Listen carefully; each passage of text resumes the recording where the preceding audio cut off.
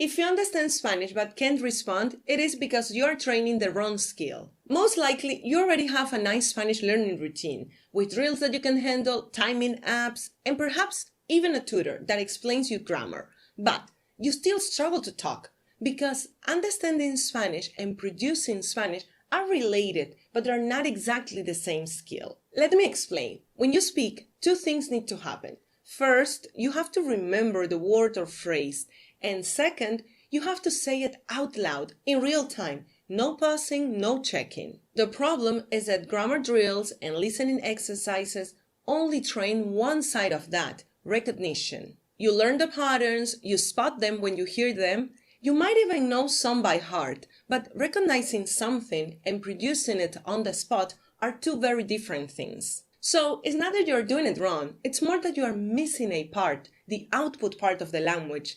The ability to generate ideas in Spanish in real time without a safety net. What I call the active mirror is a 10 minutes daily exercise that trains exactly that. The idea is simple. You watch a video in Spanish and you talk about what you see out loud, as if you were telling someone what's happening. You don't write, you don't translate, please, and you don't check if you said it right. Let's say it's a video about a family trip.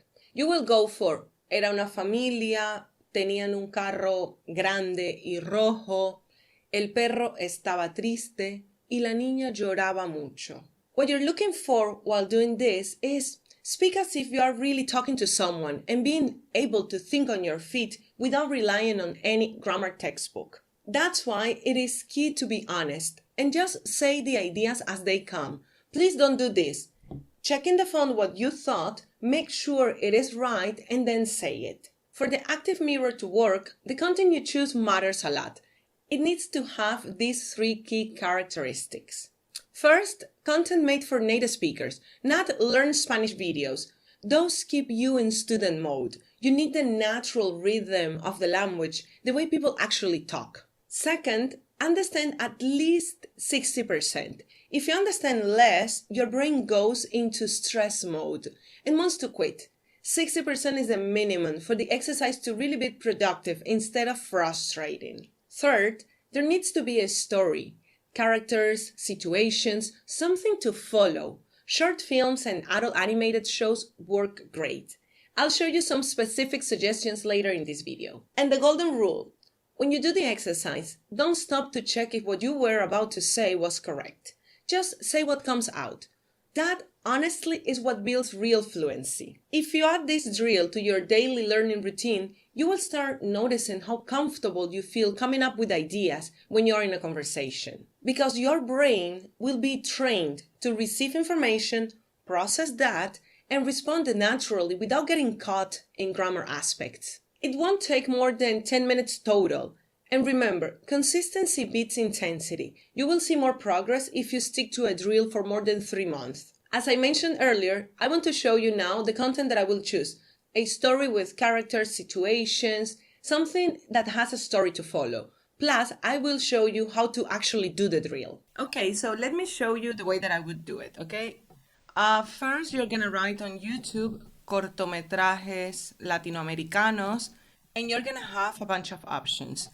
What you need to identify first is if they're according to your level, right? So I found two options. One is for a very, very beginner level, and the second one is for more intermediate. So this is from Peru, and I want to show you what I meant by characters and situations that you can follow, like a storytelling behind the actions, right? So let me play this here. ¿Qué tenemos aquí? Hola. Likuran kay mama ito. Toma. Cada uno un sol, ¿no? Mana mandito mo na nicho. Entonces tomaré 2.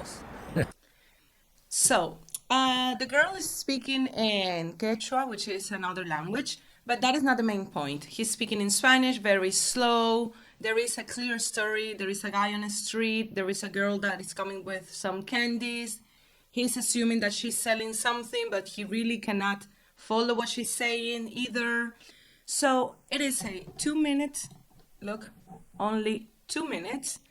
And you're gonna have a clear story that you can follow and talk about. right? So if I would do this in Spanish, I would say, había un hombre en la calle, una niña vende caramelos, el hombre quiere comprar caramelos. So like that, you're gonna get the input and you're gonna create your own ideas around the story as if you were talking to someone, okay? That is very important. Not writing, not translating, just saying as it comes. So that is a very beginner level. Slow language, short sentences, clear characters. Now let me show you the second option. This is for a more intermediate level, okay? So let me play it here very quick. This is Mexican, okay? ¿Qué pasó, Pitufina? Por favor, ay no, por favor, ay no. El sándwich, idiota. No. Que me lo des, babosa. ¿Qué no entiendes? Dame el sándwich. Es mío. Toma. ¿Tiene mayonesa de la buena? Sí. Más te vale. Ya sabes lo que te pasa si no me gusta. So this is a bit more like speed up. Let's say they speak a bit faster, but you can follow the clear conflict, right? They're at school, there is a girl with another bunch of girls that are kind of bullying her. So you can tell that story, you can follow that.